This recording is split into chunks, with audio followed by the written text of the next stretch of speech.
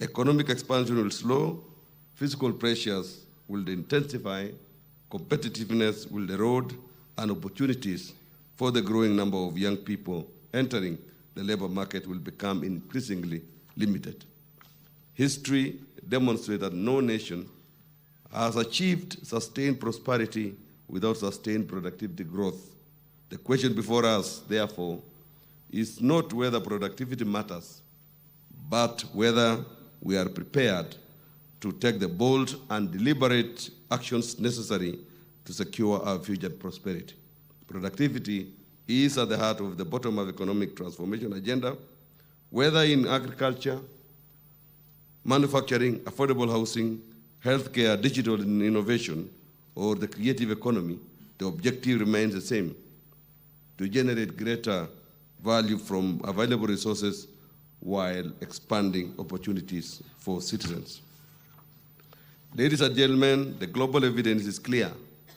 The World Bank's labor productivity data shows that Kenya's output per employed person was about $14,000 in 2024, measured in purchasing power parity dollars.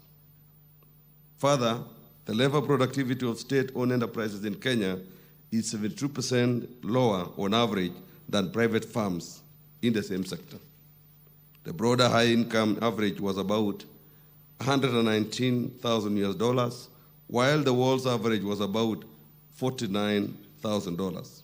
Estonia, for example, a small digital state that deliberately re-engineered its public administration, stands about $80,000. Kenya's overall annual GDP growth significantly outpaces its labor productivity growth rate, revealing that economic expansion is primarily driven by adding more workers to the labor force rather than maximizing the efficiency of each worker. Kenya's labor productivity grew by a modest 1.38% in 2024, while its real annual GDP expanded at a much stronger rate of 4.7%. This gap demonstrates that Kenya's economic growth is extensive. That means you're adding more sheer volume of inputs, such as labor, rather than intensive, where you are improving total factor productivity or skills per worker. The lesson is direct. Countries become prosperous not only because they work hard, but because they organize work, technology, institutions, and accountability to produce more value per unit of effort. We can now learn from 6 useful comparators. Singapore, as has been alluded to, teaches us that a small country can become a global benchmark when discipline, skills, infrastructure, and public service executions are aligned. South Korea teaches us that transformation is possible within one generation when industrial policy, education technology, and national ambition reinforces each other. Estonia teaches us that digital government can reduce friction, cut transaction costs, and rebuild trust. Germany teaches us that the value of precision, vocational capability, and institutional reliability, while Rwanda teaches us that performance discipline and citizen-facing accountability can accelerate implementation in an African context. Ethiopia's Kaizen movement teaches us that productivity is also built through continuous improvement, waste reduction, and shop floor problem solving. These lessons are not for imitation. They are for adaptation to Kenya's own constitutional, economic, and social realities. Ladies and gentlemen, every generation is defined by the challenge and it chooses to confront. The independence generation secured our nationhood. The constitutional reform generation strengthened democracy, accountability, and devolution.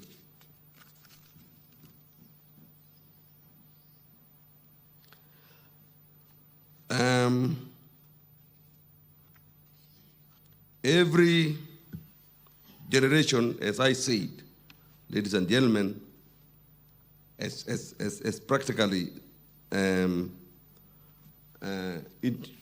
seen in Kenya. It chooses to take a stand over something. And as I said, the independent generation secured our nationhood. That is why they went to the bush, they fought, and we became independent. The constitutional reform generation strengthened our democracy. That is why we got the new constitution. That is why people fought for human rights and etc. And they gained. They strengthened democracy, they strengthened accountability, and devolution came. But our generation faces a different but equally consequential challenge: productivity transformation. Kenya is not lacking in talent, resources, creativity, or ambition. The real challenge is in converting these assets into greater value, higher income, better jobs, and broader opportunities for our people. Over the last decade, Kenya has significantly expanded public expenditure, growing from approximately 1.6 trillion in 2013 to 2014 to more than 4 trillion in 2025-2026. During the same period, public debt increased from approximately 1.9 trillion shillings to more than 11 trillion shillings. These investments have delivered important gains, yet the persistence of fiscal pressure, service delivery challenges, and incidences of corruption suggest that expenditure growth alone is not enough. The challenge before us is not simply doing more, but converting better. We must become more intentional about transforming inputs into outcomes and outcomes into lasting public value. Fortunately, we have not sat back and been idle. We have sustained performance contracting in the public sector and fostering the devolution ideal through digitization of county services.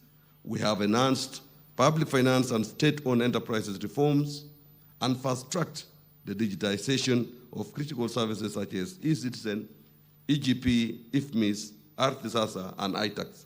We have overhauled delivery structures in the public sector through innovations in the roads, agriculture, livestock, health, and MSME sectors, adopting output-based funding models such as e-voucher systems that are eliminating bureaucratic intermediaries, reducing operating costs, and ensuring real-time accountability. The results of these reforms are already becoming visible. Kenyans are now accessing government services from their homes, dramatically reducing travel costs, processing times, and administrative delays. Huduma centers have transformed service delivery by bringing multiple government services under one roof, while digital tax administration and electronic government procurement systems have improved transparency, accountability, and revenue mobilization. We have witnessed the exponential growth in our own source revenues in county governments through the digitization of county services. Commercially viable projects are now being financed through market-based instruments such as securitization, converting predictable revenue streams into upfront capital and insulating the government from contingent liability.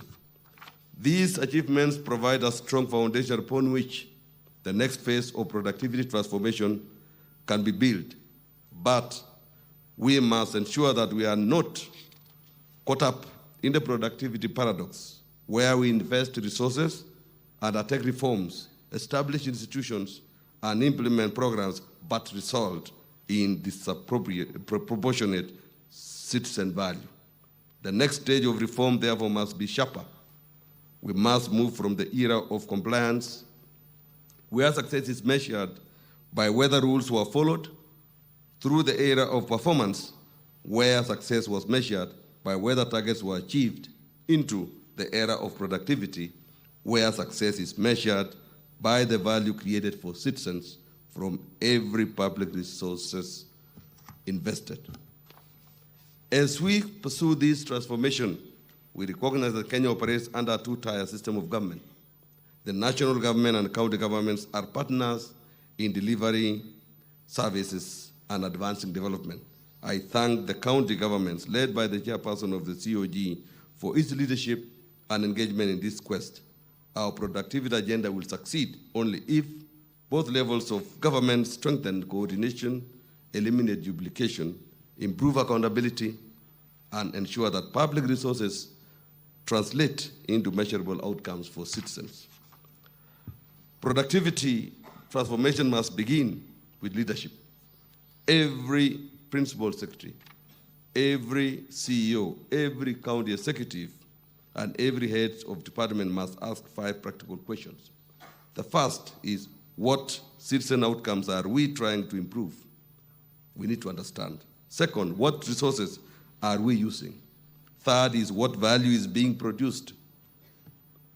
Fourth is, what delay, duplication, or waste must we remove? And fifth, how will citizens tell us whether the services have improved? Those are 5 fundamental questions that we need to be asking ourselves. The second thing is, productivity must be measured. As the saying goes, what gets measured gets done. Productivity must become measurable, governable, and accountable across all levels of government. We must move beyond measuring activities and outputs towards measuring outcomes, productivity gains, and the value delivered to citizens. For this reason, the current performance contracting framework will require an overhaul and a move towards measurement of impact rather than process. It requires to create a direct linkage between targets set at institutional and individual level, budget allocation and disbursement, and individual performance appraisal results. For far too long, government officials' status positions are usually an outline of activities that are taken rather than outcomes and impacts achieved. Ministries will speak of meeting held and letters written, and not of resolved complaints or solutions achieved. Budgets and disbursements rarely align to targets set and are often delayed or varied without reference. Individual officer performance has little relation to the institutional targets, if they are even defined at the onset. So we need a national productivity and performance framework that integrates planning, budgeting, performance, management, workforce development, innovation, digital transformation, citizen feedback, project implementation, and fiscal sustainability. Such a framework will help us know which institutions are creating value, which programs require redesign, which processes are wasting time, and which innovations deserve national scaling. The third observation is, productivity must become digital by design, but human in purpose. Digital transformation is not the computerization of all the bureaucracy. It is the redesign of government around the citizen. A Kenyan who can order goods on a phone in minutes will not understand why a public service should take weeks without explanation. Our standard must be simple. Service should be accessible, traceable, affordable, timely, and accountable. The future public service must be digital by design, data-driven in decision-making, and innovative in service delivery. Our productivity strategy must therefore include investment in digital skills, innovation ecosystems, and future-ready public institutions capable of thriving in an increasingly knowledge-driven economy. Equally, important is the role of our young people. Kenya's youthful population represents one of our greatest strategic assets. Their creativity, adaptability, entrepreneurial spirit, and technological fluency can become a powerful engine of national productivity. We must, however, match the current educational outputs with the skill requirements of high-value digital services and higher-paying jobs. The fourth observation is that productivity must be anchored in institutional capability. We must invest in skills, data, project management, procurement professionalism, policy analysis, customer care, change management, and continuous improvement. At the center of this transformation are the men and women who serve our nation every day. The teacher in Loyangalani, the registry clerk in Wotem, the police officer at Hispania, the health worker in Turkana, the agricultural extension officer in Bungoma, the magistrate in Narok, and the Huduma officer serving citizens at the counter are the face of the Republic. They often work under difficult conditions, yet they continue to serve. Our duty as leaders is to give them systems that remove waste, that reduce duplication, that reward excellence, that support innovation, and make it easier to serve citizens well. True success of our productivity ideal require a change in the attitude and behavior of the public service. The concept of equality must become a critical goal of public service management going forward. In order to achieve this goal, there must be a change in the posture, culture, and ethos of the public service, one that moves away from process and focuses on impact. The sustainability of the public service wage bill must equally be viewed through the lens of productivity, because during the third quarter of financial year 2025-2026, the national government recorded personal emoluments amounting to approximately 517 billion. These represented an average PE to a revenue ratio of about 23%, indicating that nearly 1/4 of the revenue collected during the period was spent on salaries, wages, and related employee compensation costs.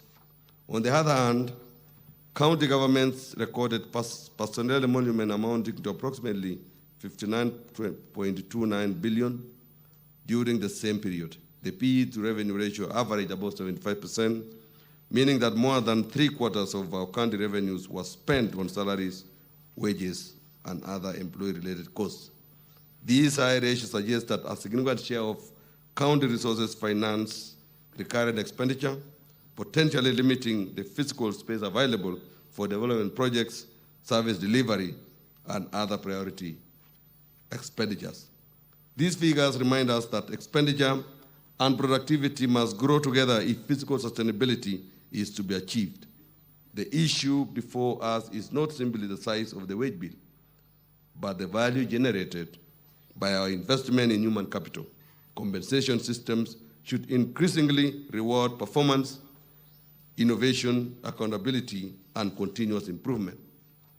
The success of our public service depends on its competence, commitment, integrity, and creativity. Leadership at all levels must foster a culture of learning, adaptability, collaboration, and innovation. Public service and public service officers should be empowered, supported, and recognized for excellence while remaining accountable for results. A productive public service is built not by fear, but by clarity of purpose, capability, accountability, and pride in service. Therefore, we must also recognize and reward public officers and institutions that demonstrate innovation, integrity, speed, and measurable impact. Encouragingly, we already have examples of institutions demonstrating what productivity transformation can achieve.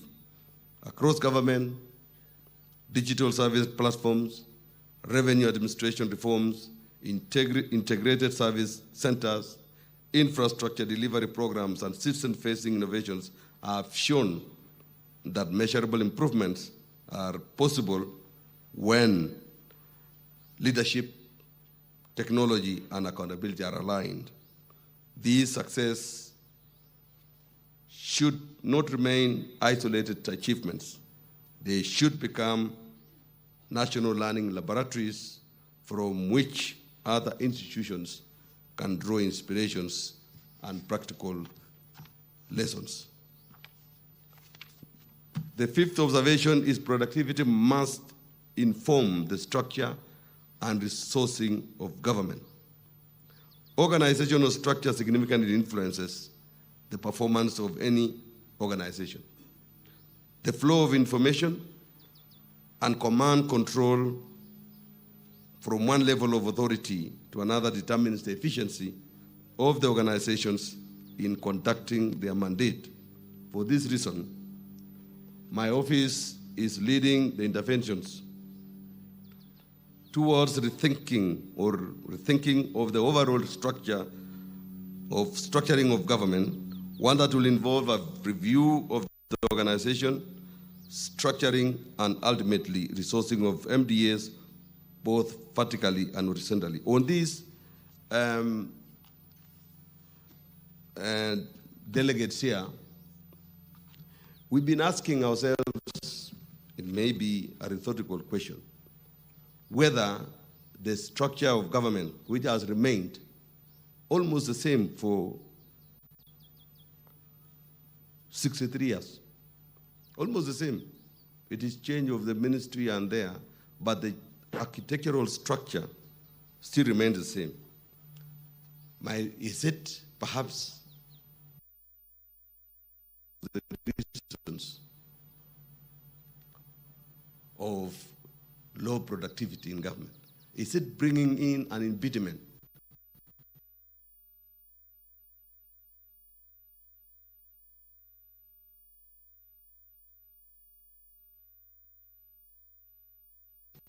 Low productivity in government.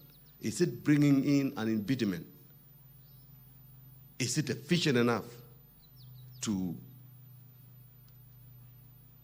shepherd or to be the steward of transformation when it comes to productivity? These are the questions that we need to be asking ourselves, because we may be pushing so hard the public servants in their offices, but the structure itself is an impediment to efficiency. Look at it now. We have the government executive, the executive. We have several commissions. We have parliament aside, which is okay. We have now counties.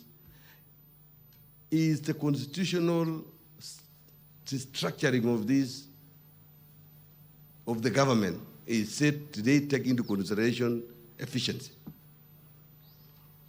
Or are we so obsessed with governance, with controls,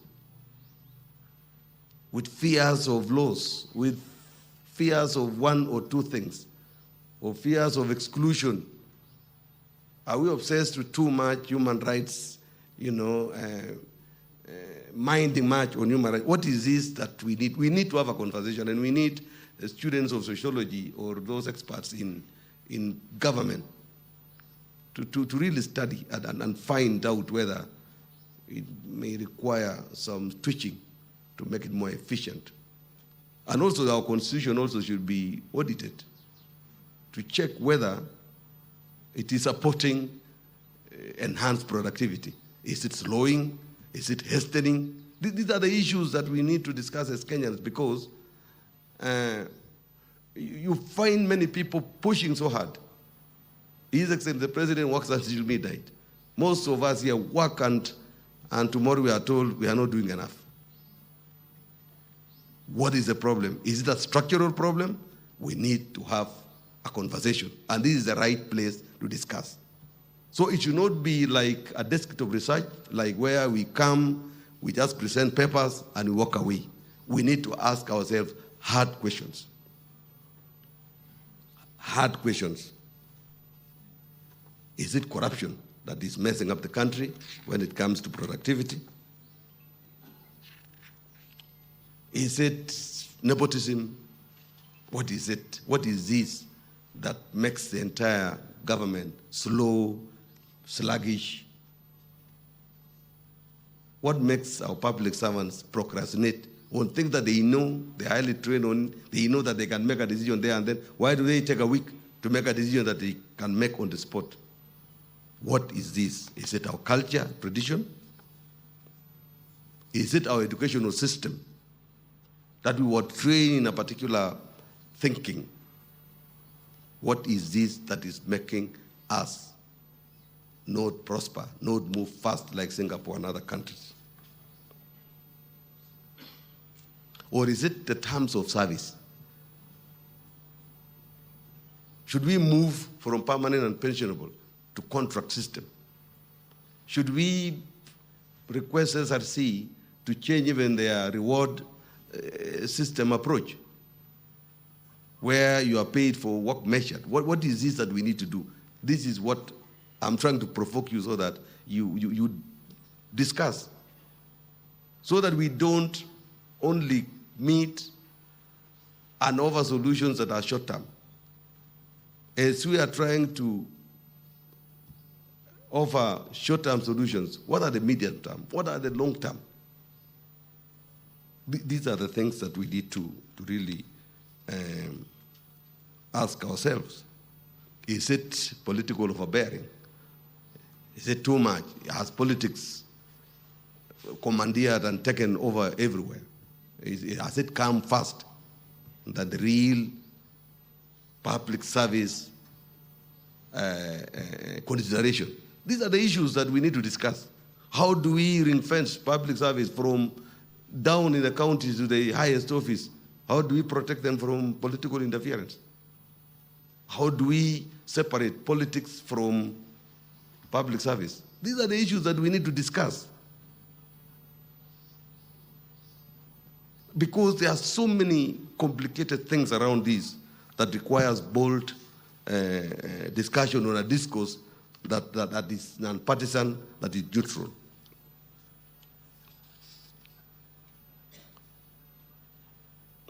So those are the things I wanted to put on your plate today.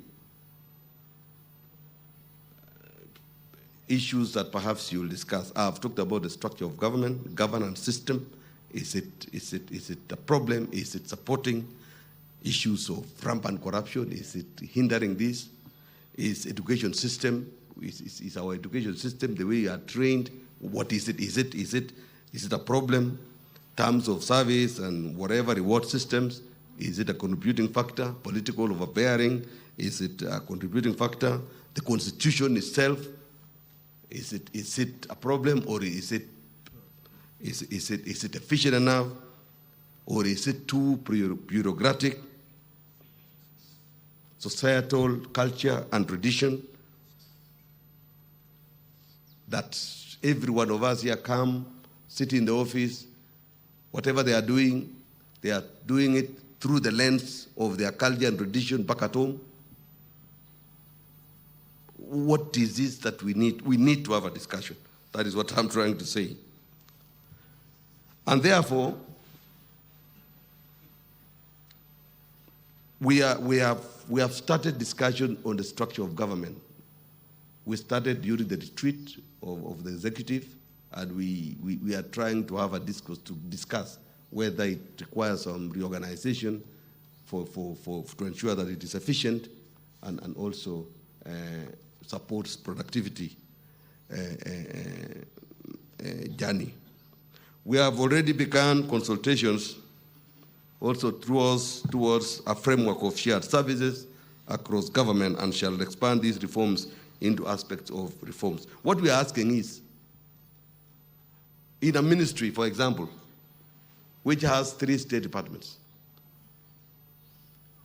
you get every PS as Secretary of Administration, Head of HR, Head of ICT, Finance, CFO, Head of Accounting, Head of Procurement, and replicate the 3. Can it have shared services? Can we centralize and have shared services? Can we have one administrative unit that serves the 3 PSS? Why should we have 3 CFOs? Why are we personalizing these things? These are the questions that we need to ask ourselves. We have gone digital, so why should somebody go, is doing livestock here, the other one is running with agriculture, the other one is running with some other ministries there, in some state department, if there are 3 or 2, what is it that we need to do to make it more efficient? Those are discussions that are going on, which we need to agree. Because productivity is not the responsibility of government alone, constructive engagement among government, employers, and workers strengthens trust. Employers and workers strengthen trust, industrial harmony, and institutional performance. The private sector drives investment, innovation, and job creation. Universities and research institutions generate knowledge and solutions.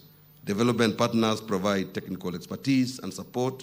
Civil society promotes accountability and citizen participation. So the productivity gains we seek will require all of society effort anchored on collaboration, innovation, and a shared commitment to national development. The key lies in understanding the role that each of the sectors has to play and the inputs that each has to provide. We must also truly embrace the whole of government approach to project and program execution. To do this, we have to confront agency anxieties about losing control. I encourage the building of informal structures and ground-up support that encourage public officers to come together to tackle all of government problem together. These solutions can thereafter be escalated for ministerial adoption and action. On this, you get government institutions becoming so protective. They don't want to share. They even take themselves to court. Yeah. We have one example where somehow there is something that one of the energy sector institutions did what the other one seems to believe that they are supposed to be the only one doing. Somehow they use proxies to frustrate construction of some line somewhere. What is it? Why are we fighting? Why are we feeling that we are losing control? What is the motive? I thought if you see your sister institution of government has done something, you need to say, thank you very much, you have done it. We only regularize. What do you want? You just bring one paper or the other one, I sign, and you proceed. Why do you go as far as going to court? Why are you going as far as protesting to the head of public service or to the president? You are government, they are government. Commissions should also be stewards of coming together. Let us not get obsessed with independence. I can see Chepkwony is we want to see SRC working together with PSC. We don't want to hear these stories of one saying, oh, the other one is, he has encroached, SCAC has done the other one. I don't know which one does the other one. Where there is overlap, people sit and agree. Because we cannot move forward if we are fighting ourselves as government. If commissions are fighting with the executive is fighting the commissions, it will be so complicated. So for us to enhance and ensure that we entrench productivity, we need to look into ourselves and agree that we are one body of government that are expected to serve the people. Same people. So I ask all of us to work together, to consult, to have a whole of government approach between the executive and also even the county government. And I thank my brother here, Ahmed. He has really placed consultation before anything else. we don't see now a lot of press conferences between national government and county governments because he's focused. He knows that both levels of government is to serve the same people. And I thank you. And from the bottom of my heart, this time round, we have not gotten any serious misunderstanding between the two levels of government. Even in the summit, it takes 1 hour, 2 hours, and it's done. Because consultations are there, and some few things that are not aligned, it is just a boardroom thing, and it is done. So let us stick to it. Let us know that we are serving the same wananchi who needs our services and needs us to do it fast. So for this administration, the president is really committed to bring in efficiency in government, to simplify procedures and many things that has become an hindrance, because this administration will ultimately be judged not by the number of meetings held, letters written, or reports produced, but by the improved lives. History will ask us whether we transformed public resources into public value, whether we turned reforms into results, whether we made government faster, fairer, more innovative, and more accountable, and whether we left behind a public service that citizens can trust. Kenya has reached an important turning point in its development journey. Our challenge is no longer merely to govern. Our challenge is to govern productively. Kenya's future will not be determined solely by the resources we possess. It will be determined by how productively we use them. Let this conference, therefore, mark a national turning point. Let it move us from conversation to commitment, from commitment to implementation, and from implementation to measurable gains. Let me end with a reflection on trust. The trust Kenyans place in government is both our greatest privilege and our heaviest responsibility. That trust is not static. It must be renewed and strengthened. Today, the trust deficit is low, but it can be strengthened again. Trust will be earned every time we dare to do something different for a better Kenya. Every barrier we break down, every service we improve, every innovation we create, they all serve this larger purpose of building trust. The productivity gap between Kenya and the world's leading economies is not merely a statistical difference. It represents jobs not yet created, incomes not yet earned, services not yet delivered, and opportunities not yet realized.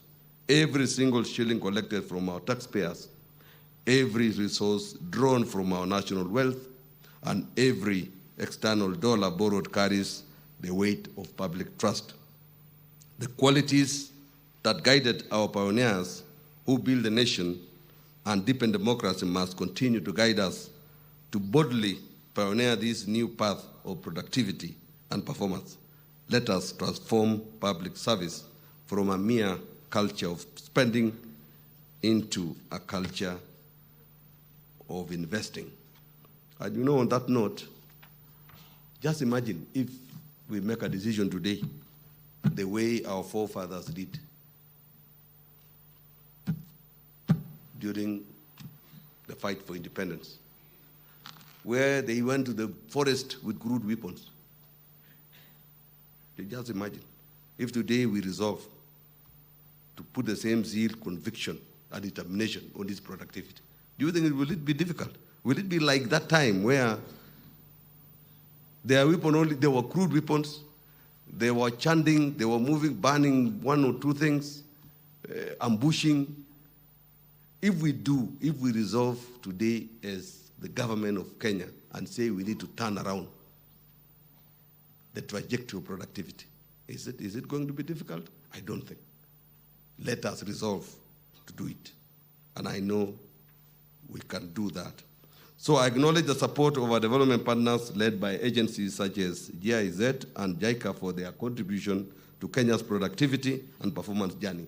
I also want to thank all our public officers for their service to the nation and encourage you to continue to be bold in reimagining how public service can be. I hope that in the future, you will be able to recall this proud moment of reimagining and the transition to productivity and performance. I look forward to the resolution of this conference and commit from my office to support the implementation across government. Thank you, and God bless Kenya. I now declare the first National Productivity and Performance Conference 2026 officially open. Asanteni sana.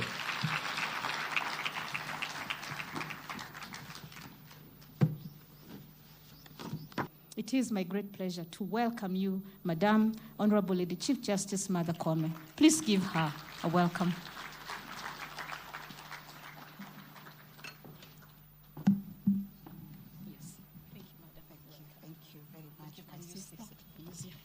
Thank you very much, my sister, CPA, Madam Gadango. Please have a seat. Thank you very much for that very generous introduction. It made me a bit scared because you set the bar very high. You have hyped me. I hope I'll meet your expectations. Allow me to recognize in a very, very special way the chairperson and the honorable commissioners of SRC and all the distinguished participants this morning. Allow me to abide by the established protocols and say a very good afternoon, everybody. Yes, I'm most honored to address this very distinguished gathering of the National Productivity and Performance Conference 2026. As we were speaking in the small room, as I was getting my nerves together because I've been up from 4 a.m. Trying to run a conference of the Chief Justices who have convened here in Nairobi from the entire continent to discuss mechanisms of accessing justice to our people through the alternative means, because as you know, we were colonized, we were brought common law, and we were told our traditional ways of resolving disputes was repugnant to law and morality.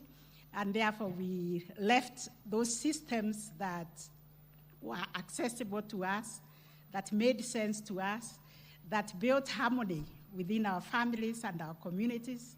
And now we have been picking it back. And in Kenya, because of our Constitution 2010, we have made a lot of progress by adopting alternative justice system. We call it AJS. I don't know how many of you have heard about AJS. Can I see your hand up if you have heard about AJS? And it is really working. And therefore, my colleagues in the continent, the Chief Justices in Africa, have decided to come and see how we do it. And we have them in Nairobi. So we have something to showcase. We better clap for ourselves, because we are not so badly off. Some other people are coming to benchmark on us. So tomorrow we'll take them on a field trip to Embu, where the NJS summit is taking place, and they'll see elders in action, resolving disputes. And then on Friday, we'll have a conference. Therefore, I have been up and about, so I may not be very good this morning. But as we were sitting there, we said really this conference is absolutely timely, because it's the high time the public service, we in the public service asked ourselves, what are we doing in our service delivery to the people we serve? And this jogged my memory to when we were young activists and we were trying to put together an organization to deliver services to Kenyans, indigent women and children at FINDA. And we were trying to set up a legal aid department, and we had this consultant who was helping us, and she would ask us, you have been working today, what did you do? And we had to be drilled down to what it is that we did. And those are the systems we established at FINDA. If you are a lawyer employed to offer pro bono legal services to indigent women, and you went to court and you were in court the whole day, what did you do in court? And what you did, how is it going to transform the life of this woman who is seeking legal services? And that is the practice we gained even in our own legal practices. We kept on asking ourselves, what have I done today? I was at work the whole day. I'm very tired. What have I done? What have I put on the table? So it's the same question that we are asking ourselves here about productivity. If, as a woman, I can give that example very well. When you cook food, and that food is not good because the ingredients you used or the way you mix them is not good food, but you've been there the whole day cooking, what have you done? And nobody will eat that food. It is wasted. You've wasted your time, you've wasted your money, you've wasted the ingredients. So it's the same thing about productivity. We ask ourselves what it is that we have done.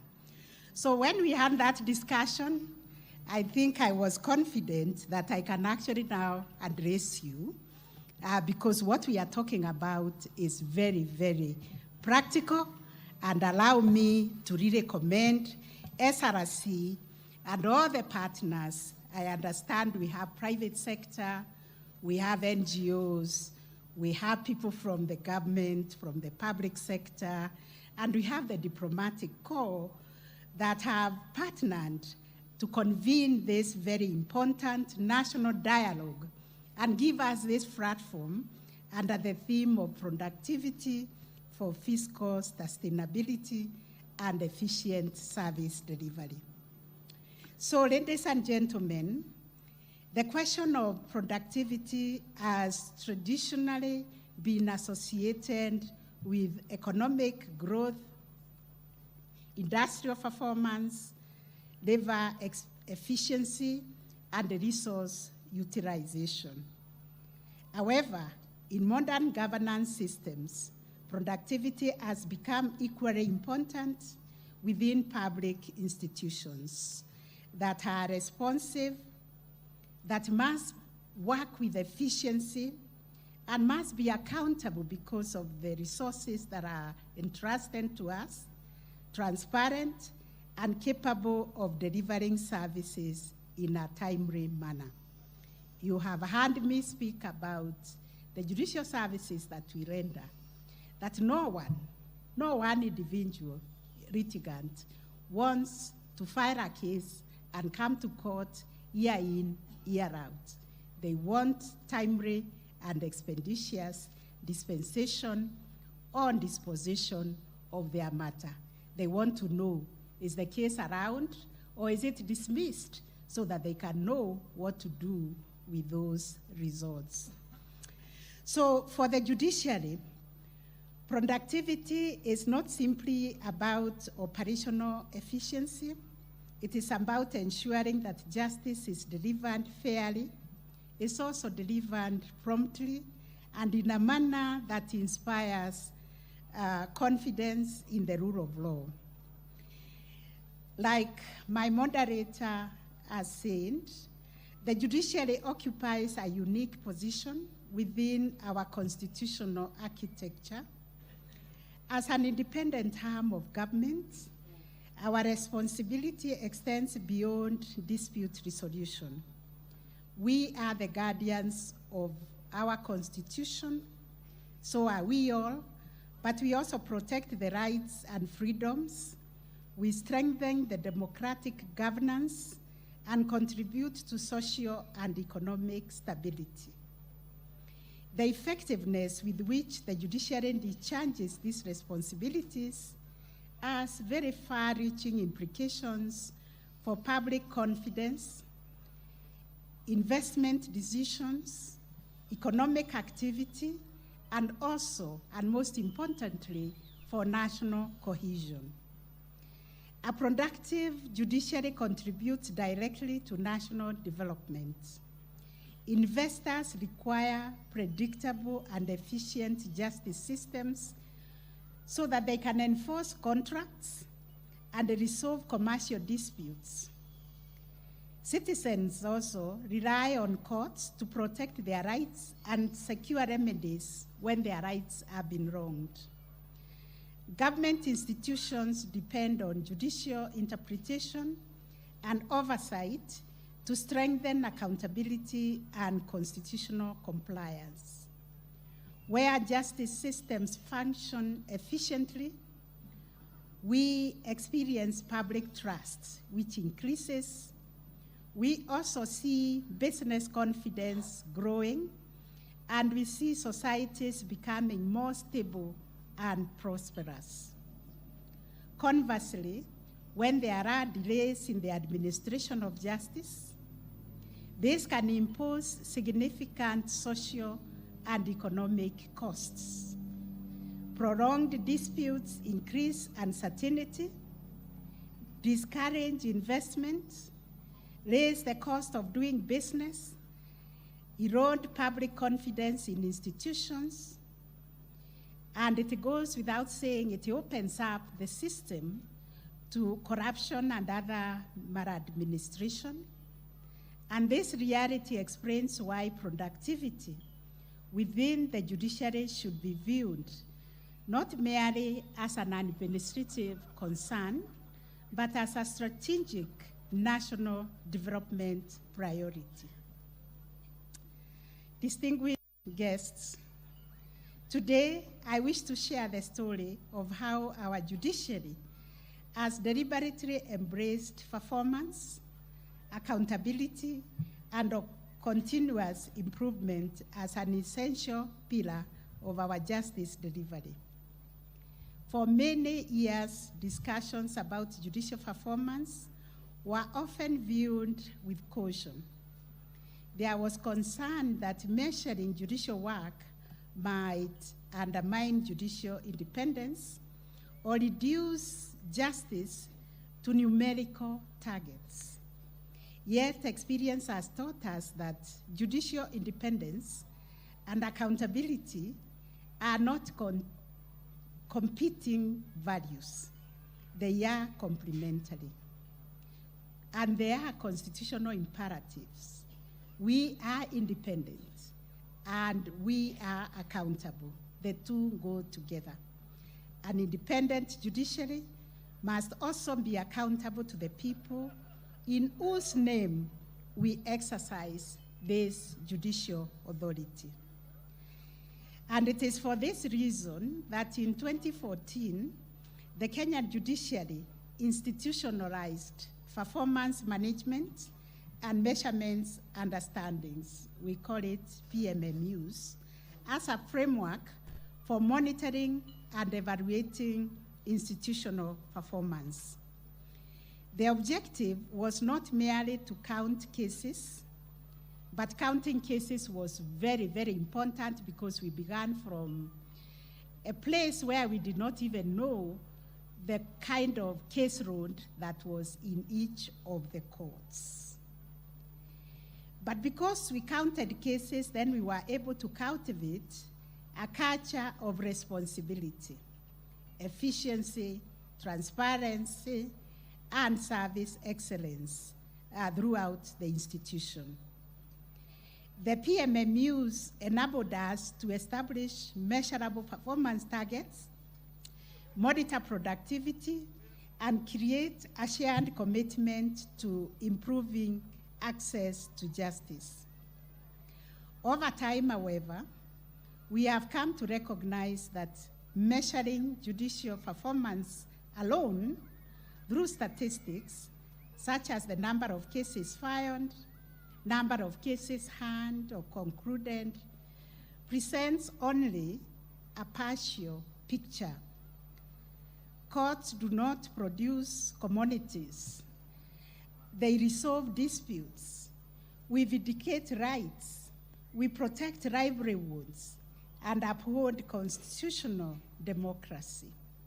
I don't know what value can be put to the Supreme Court sitting for 14 days to determine the presidential election disputes or other cases, even in the small claims court. Because every case carries a different level of complexity, urgency, and societal impact. Productivity in the justice sector therefore requires a careful balance between efficiency, quality, between speed and fairness. This realization has informed our ongoing case weighting study.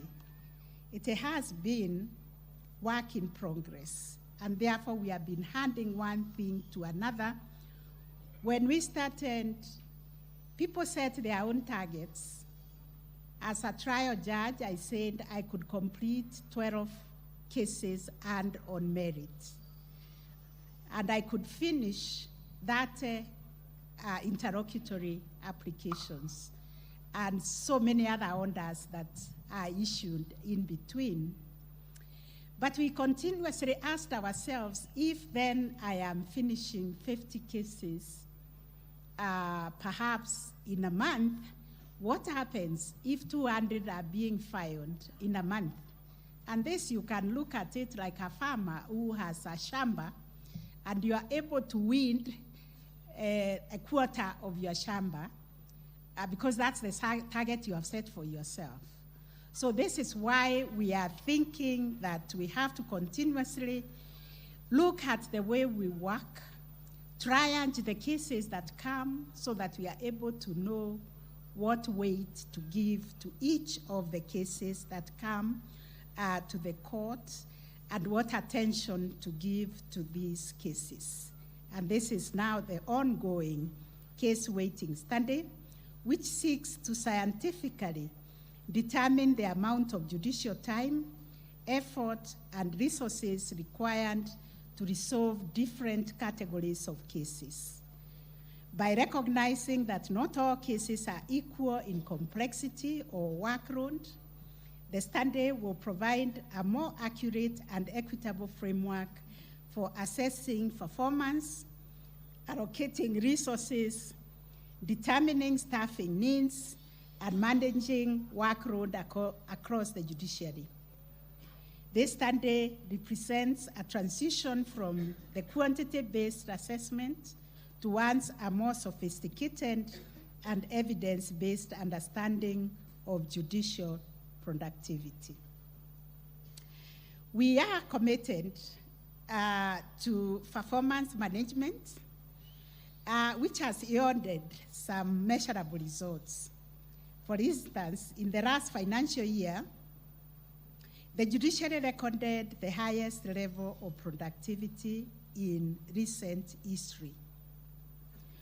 Ladies and gentlemen, we were able to resolve 647,000 cases against 621,000 new filings, achieving a historic case clearance rate of 104%. Thank you. What this means is that for every 100 cases filed, the judiciary resolved 104 cases, enabling us to reduce pending case loads and steadily address historical backlogs. Our case backlog declined by approximately 30%, demonstrating that sustained institutional reforms can produce meaningful results. These achievements have not occurred by accident. They are the product of deliberate investments in technology, leadership performance management, infrastructure development, and of course, most importantly, the employment of the alternative dispute resolution mechanisms which we call multi-door approach to justice, and of course, the human capital, which has been injected in the judiciary. One of the most transformative reforms has been digitization of judicial services. The nationwide rollout of e-filing, virtual hearings, digital case management systems, and online service platforms have fundamentally changed how justice is delivered. Technology has reduced geographical barriers, lowered the transactional costs, because you remember those who have interacted with the court, before the e-filing, one had to prepare documents, then you drive your car, you go find a parking, then you go to the registry, find a clerk to open for you a file, and also another clerk to take it before the judge. When the order is issued, another one to remove it to the judge, take it to the secretary to type the order. And you could be in the court 1 week pursuing that one order and that one application. Now this is done at the comfort of your desk. And technology has helped us to remove that human interaction that also brought other malpractices. The COVID-19 pandemic accelerated this transformation. It brought us a lot of pain, a lot of tears, but in the midst of it, there was a silver lining that we embraced technology. And this digital innovation is not merely a technological choice, but it has become for us an institutional necessity. So when you hear us crying that we do not have a budget to sustain our infrastructure for technology, is because we do not want to go backwards. Digital transformation has also strengthened data-driven decision-making. Today, through our performance dashboard, those of us in leadership positions are increasingly able to monitor case flows and therefore able also to deploy resources strategically and evaluate the effectiveness of interventions. Reliable performance data enables us to move from reactive administration to proactive management. At the same time, we have expanded the use of ADR mechanisms, the court-annexed mediation, the arbitration, and the alternative justice systems that we are using at the grassroots and in all the court stations, which has emerged as a powerful tool for improving access to justice while reducing pressure on conventional court processes. Through mediation alone, thousands of disputes have been resolved amicably, and we really like mediation because people shake their hand and there is harmony and peace thereafter.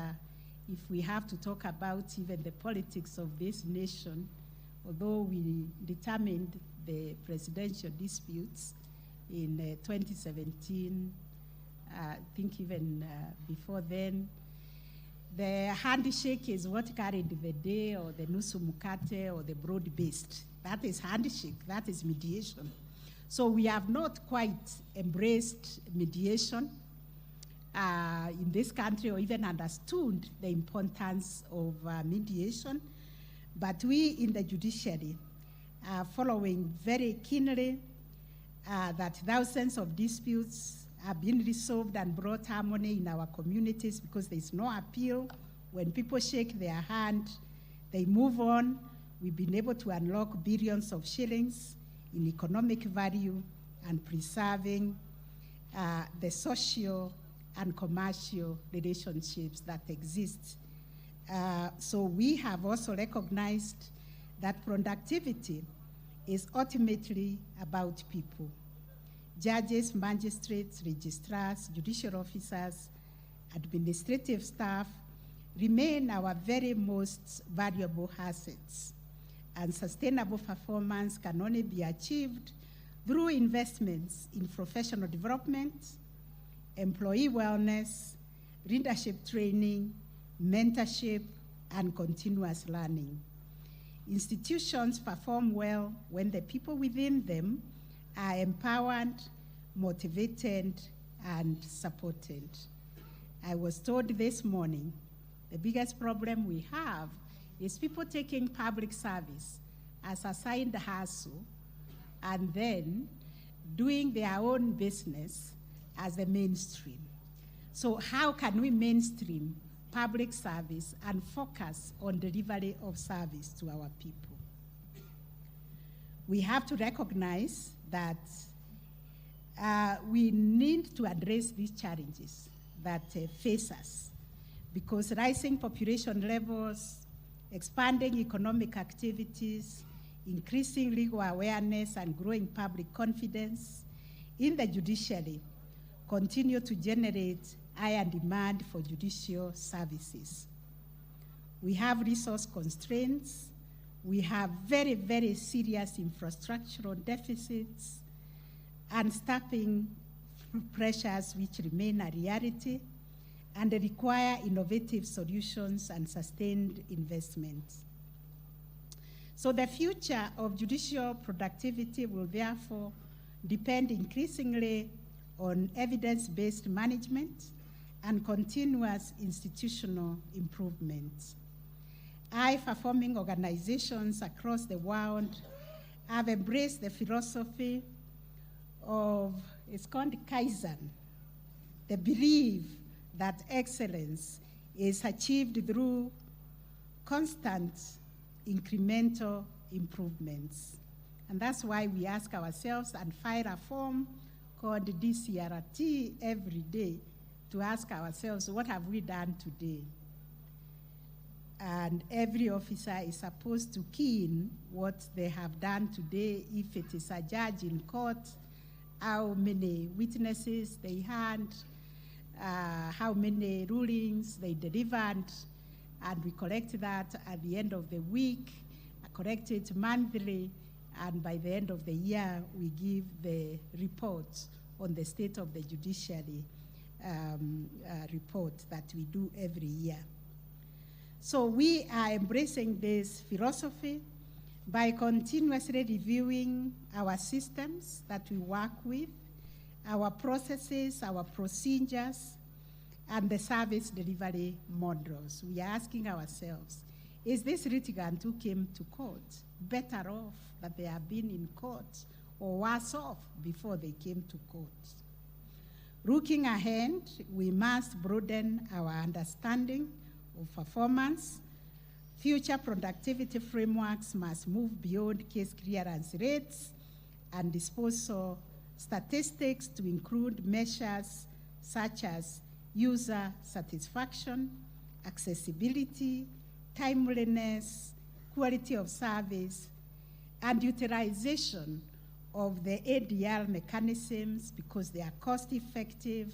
The other day we had a summit where the Bankers Association came together to see how they can reduce the number of cases that go to court out of disputed loans and mortgages, and how they can even be able to nip them in the bud by tracing the early warning signs of loans that are not performing well and work with the customers to reduce disputes coming to court and agreeing how to settle these matters.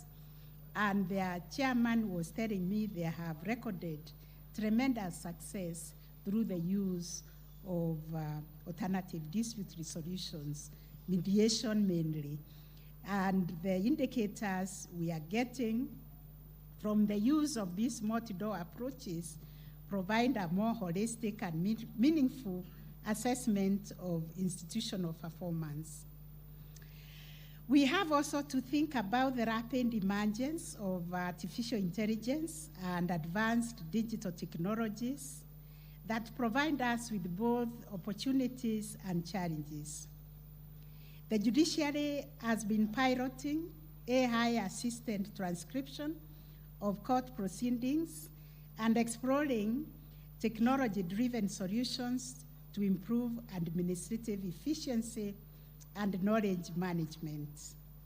While technology will never replace judicial reasoning or human judgment, It can significantly enhance productivity and support better decision making. Our responsibility is to embrace innovation while safeguarding constitutional values, fairness, transparency, privacy, and public confidence. So, ladies and gentlemen, to conclude, the judiciary's commitment to productivity is ultimately a commitment to the people of Kenya.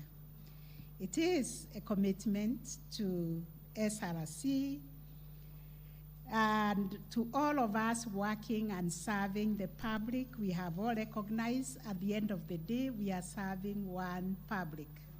One member of public is being served by multiple institutions. And therefore, every reform, every technological innovation, and every performance improvement initiative must answer one question: does it enhance access to justice? Are we making our society better? A society that follows and is governed by the rule of law, a society that is governed by a constitution. Therefore, productivity is not an end in itself. Its purpose is to ensure that our people receive timely, fair, affordable, and effective justice. As Kenya pursues this fiscal sustainability, efficient service delivery, and greater competitiveness, the judiciary stands ready to play our part. Strong justice institutions are indispensable to economic growth, to democratic governance, and to social stability and sustainable development. The future that we seek is one where every Kenyan can access justice without undue delay, where courts operate efficiently and transparently, where technology enhances service delivery, where institutions continuously improve, and where public confidence in the rule of law remains strong. Achieving this vision will require leadership, innovation, collaboration, investment, and unwavering commitment to excellence. Productivity and performance are therefore not merely management concepts within the judiciary. For us, they are essential pillars for strengthening access to justice, advancing constitutional governance, promoting economic growth, and building a more just and prosperous society. I thank you very much for your attention and wish you very fruitful deliberations.